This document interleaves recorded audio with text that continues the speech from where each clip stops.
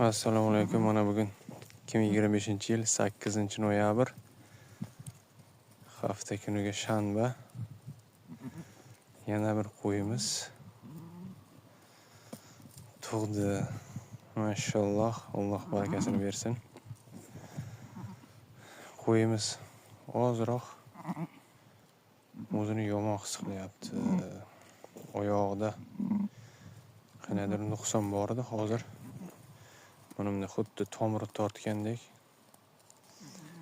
boshlarini, bo'yinlarini boshqacha tutyapti. Bu nimadan bo'lishi mumkin? Bilganlar kommentariyada yozib o'tasizlar. Qo'zichamizda ahvoli yaxshi.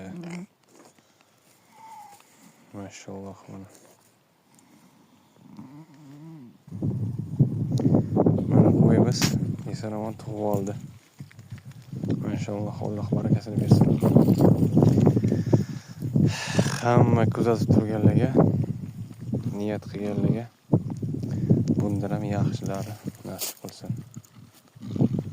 Qo'yimiz ancha qiynaldi lekin mashalloh.